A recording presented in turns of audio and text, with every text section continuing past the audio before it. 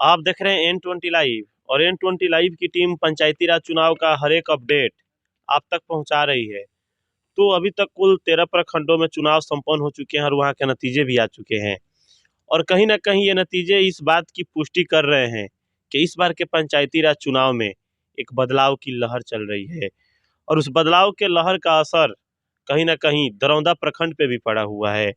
अभी हम मौजूद हैं दरौंदा प्रखंड के अंतर्गत जो जिला परिषद क्षेत्र संख्या 28 आता है उसी क्षेत्र में, और यहाँ के एक भावी जिला परिषद प्रत्याशी हमारे साथ मौजूद हैं जो किसी परिचय के मोहताज नहीं है। मृत्युंजय सिंह उर्फ बबलू सिंह के नाम से भी जाने जाते हैं। तो आइए इनसे जानते हैं कि चुनाव की तैयारी कैसी चल रही है और मुद्दा क्या रहेगा चुनाव लड़ने का, क्योंकि देखा जा रहा है तो तमाम जिला परिषद क्षेत्रों में जो बदलाव हुए हैं वहाँ की जनता समझदारी और शिक्षित होने का परिचय दी है और विकास के मुद्दे पर वास्तविक मुद्दे को देखते हुए वोट किए हैं। यही कारण है कि 80 से 90% क्षेत्रों में बदलाव हो चुके हैं। तो आइए इनसे जानते हैं इनका मुद्दा क्या है। तो सबसे पहले स्वागत है नेताजी हमारे चैनल पे आपका। चलिए, आपका भी N20 न्यूज़ का भी स्वागत है और हमारे 28 क्षेत्र के जितने जनता वोटर्स सभी लोग हैं, तहे दिल से भी उनका स्वागत है। तो क्या लग रहा है कि जो बदलाव का सिलसिला जारी है वो यहाँ तक भी पहुँच पाएगा? देखिए, इस समय तो निश्चित ही बदलाव यहाँ भी होने जा रहा है। ये तो अगला बार ही लोग जो वोट दिए हैं, जो जीते हैं, अभी तक जो वोट दिए हैं वो लोग भी अब पछता रहे हैं कि हमने कौन सा गलती कर दिया था। तो उससे छुटकारा पाने के लिए तो ये आया है 5 वर्षों के बाद समय। जी, तो एकदम 100% है कि अब छुटकारा उनसे लेना ही जनता चाह रही है, इसलिए कि अगले 5 साल के बाद आरक्षण लगेगा यहाँ पे और 10 साल पर आरक्षण लगता है। 5 साल तो बीत गया। हाँ, 5 साल और है। 5 साल और है चुनाव।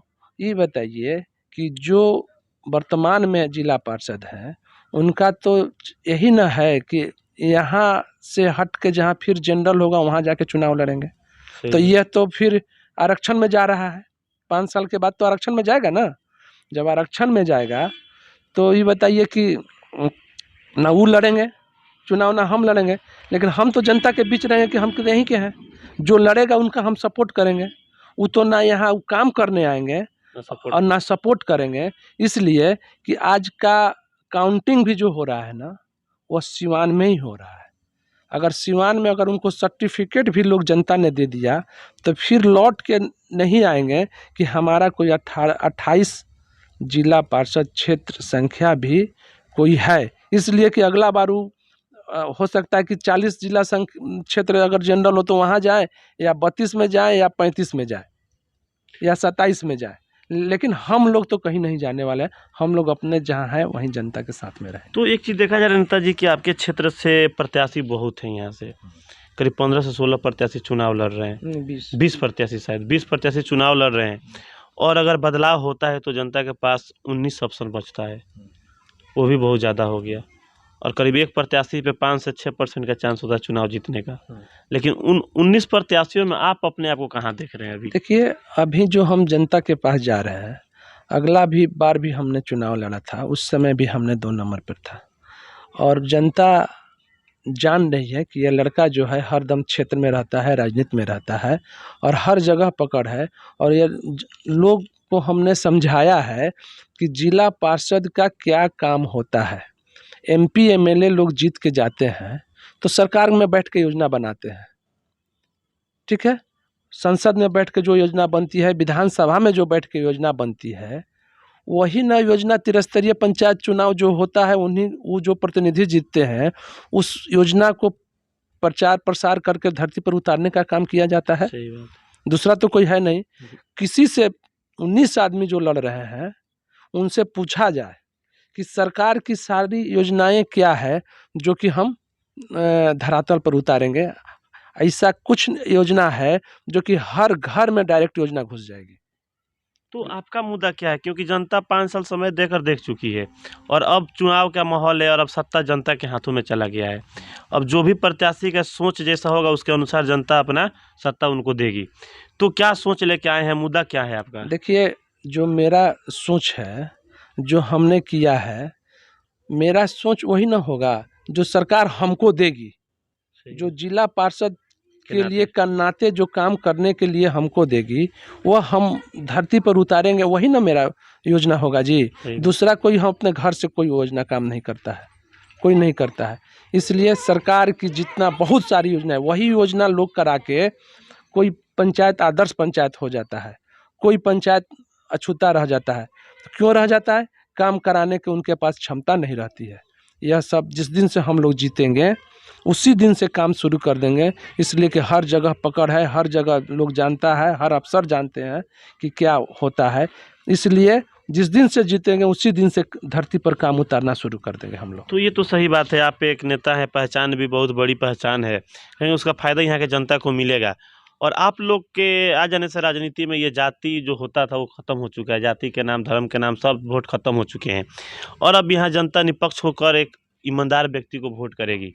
तो क्या लग रहा है कि आपके क्षेत्र की जनता जो वास्तविक मुद्दे हैं आपके क्षेत्र के, उसको ध्यान में रखते हुए 8 तारीख को वोट डालेगी? एकदम सारी मुद्दे को ध्यान में रखकर जनता सूझबूझ से काम लेगी कि क्यों बदलाव हो रहा है। कहीं ना कहीं कमियां किसी में रह गई है, तब न बदलाव होता है जी। अगर हम सारी योजनाएं लेकर धरातल पर रहेंगे, हमको तो रहना है ना, तो हम तो धरातल पर लेकर रहेंगे। सरकार दे रही है, जब सरकार दे रही है, सरकार क्यों बदनाम होती है? जब हम ही लोग ऐसा आदमी जब धरातल पर उस सरकार के काम को नहीं उतारेंगे तो सरकार बदनाम होती है, कोई किसी का भी सरकार हो। तो इसलिए हम लोग शिक्षा से हो या स्वास्थ्य से हो या जो भी समस्या हो, देखिए अभी हर लोग के पास गाँव देहात क्षेत्र है, हर लोगों के पास पशु है। हम पूछ रहे हैं क्या आपके पास पशु शेड के लिए बनवाने के लिए कोई अफसर आया था, कहा था? तो नहीं। ये बताइए कि सरकार कम लमसम 2 लाख रुपया दे रही है, तो क्या जिला परिषद का काम नहीं है कि जाके सूचना दे कि भाई आपके यहाँ क्षेत्र सरकार की यह योजनाएं हैं, यह योजना से आप लाभ लीजिए? करवाने के लिए क्षमता नहीं है। हर घर में नल पहुँचे, जल पहुँचे, हम घूम के देख रहे हैं पाइप ऊपर दिखाई दे रहा है। क्या ये जिला परिषद में नहीं आता है कि हमारे क्षेत्र में हम घूम रहे हैं तो यह पाइप क्यों ऊपर दिखाई देता है? जब हम उस जिला 6 पंचायत का मेरा क्षेत्र है, तो 6 पंचायत में हम सभी से मिल के काम करेंगे और हम चाहेंगे कि मेरा 6 के 6 पंचायत आदर्श पंचायत बने, सबसे मिल के काम करेंगे। तो अंत में हमारे चैनल के माध्यम से जो आपका चुनाव चिन्ह मिला है, उसको लेकर जनता से क्या अपील कीजिएगा आप? देखिए, मेरा 15 नंबर पे मृत्युंजय सिंह टेबल लैंप छाप चुनाव चिन्ह है, उस पर वोट डालने के लिए अपील करेंगे।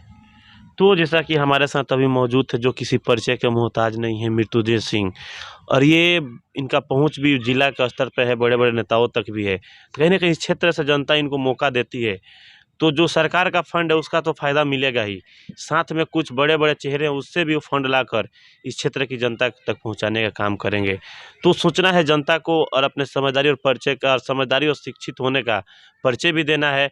और आने वाले जो नतीजे होंगे वो कहीं ना कहीं पुष्टि करेंगे कि तमाम प्रखंडों के जनता जिस तरह से अपनी समझदारी और शिक्षित होने का परिचय दी है, तो इस क्षेत्र की भी जनता अपनी समझदारी होने का परिचय देती है कि नहीं देती है, ये आने वाले नतीजे बताएंगे।